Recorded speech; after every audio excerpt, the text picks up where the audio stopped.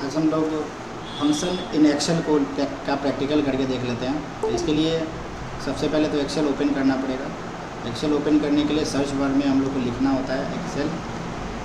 उसके बाद ऊपर में ऑप्शन आता है, उसको क्लिक कर देना है, आपका एक्सेल फाइल ओपन हो जाएगा। ठीक है, एक्सेल फाइल ओपन हो चुका है। अब इसमें पहला पॉइंट था सेलेक्ट अरेंज। कैसे सेलेक्ट करते हैं हम? पहले सेल क्या होता है, ये रेक्टेंगुलर एरिया जो ये सब है, ये सब सेल कहलाता है। सबको पता है, हम लोग पहले भी डिस्कस कर चुके हैं कि ये सब सारा सेल कहलाता है। अब हम लोग को रेंज ऑफ सेल यानी बहुत सारे रेंज ऑफ सेल को सिलेक्ट करना है। तो इसके सेल को रेंज सेलेक्ट करने के 2-3 तरीके हैं जो हम लोग पढ़ लेते हैं। फर्स्ट है यूजिंग माउस। तो माउस के लिए लेफ़्ट क्लिक इधर का किए रखना है और ड्रैग करना है कर्सर को।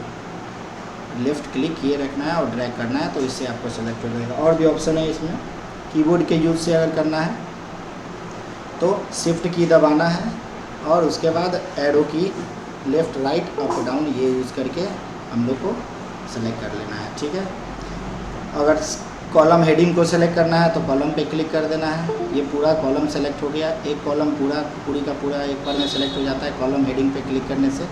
उसी तरह रो हेडिंग पे अगर सेलेक्ट करते हैं रो हेडिंग पे, तो रो पूरा का पूरा रो सेलेक्ट हो जाएगा। ठीक है, और अगर इस क्रॉस सेक्शन एरिया पे यहाँ पे अगर क्लिक करते हैं हम, तो पूरा का पूरा वर्कशीट मेरा एक बार में मैंने सेलेक्ट हो जाएगा। ठीक है, तो इसमें पहला टॉपिक था type of reference. Type of reference हम लोग देखते हैं कि टाइप ऑफ रेफरेंस कैसे लिखते हैं। तो फर्स्ट होता है रिलेटिव रेफरेंस।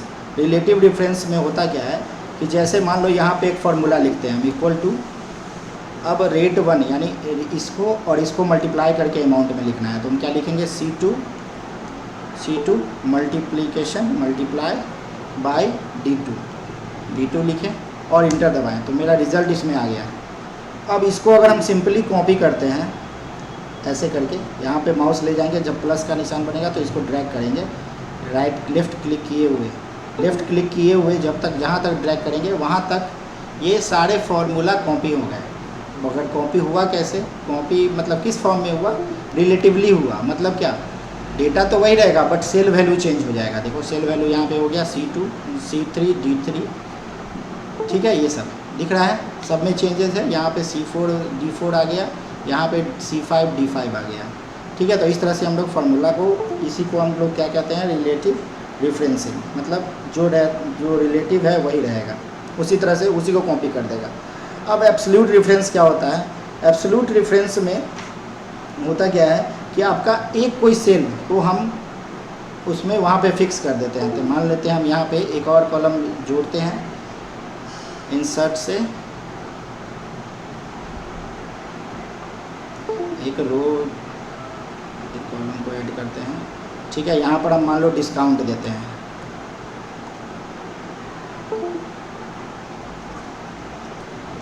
डिस्काउंट हर में हम लोग 7000 मान लो देना चाहते हैं, 7000 हर में डिस्काउंट। तो इसके लिए हमको फार्मूला लिखना पड़ेगा, तब ना वो डिस्काउंट अमाउंट में आएगा ऐड होके। तो इसके लिए हम क्या लिखेंगे, ये तो रहेगा ही मेरा, बस हम लोग को एक रेफरेंस में यहाँ पर, जैसे पहले इस तीनों को मिटा लेते हैं पूरे को।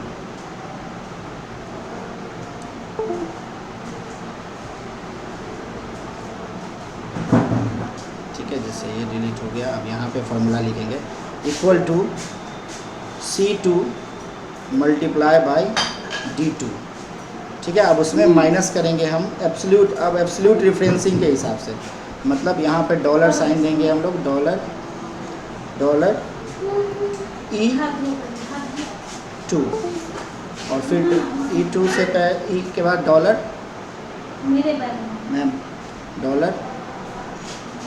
ठीक है, अब यहाँ पे इंटर दबाते हैं तो ये अब इसमें माइनस होके आया।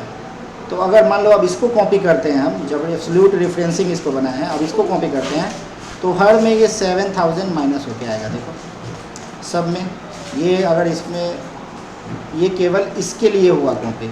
अब यहाँ पर अगर हम दूसरा इसमें फार्मूला देखो क्या हुआ, E2 हो गया।